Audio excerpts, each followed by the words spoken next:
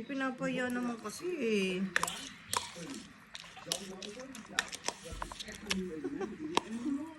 Bago tong pagkain niya nito, ba't Ngayon lang ako nakakita for my entire life ng asong sinusubuan. Kakaiba ka, Rambo. Mambo naman! Rambo pala, Rambo. Mambo number 5 yan. Patay tayo ng tatay mo. Sinabihan kitang Rambo. Ayun. Sister, anak, napapahiya siya, no? Nahiya siya. Nahiya It's siya. okay. See, it's okay. Nahiya siya. Ay, ikaw lang talaga. Hindi ako nagbibiro. Ilalagyan ko pa ng medyo yung tubig niya mainit kasi para mainit yung pagkain. Rambo, hindi ako nagbibiro.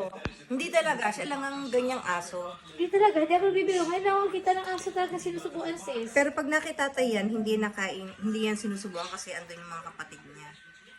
Nga? Oh. May kapatid siya doon? Oo, yung isa kay Fee, isa kay Lakleng. Ah, magkakapatid? Magkakapatid sila, inadapt nila lahat. Ah.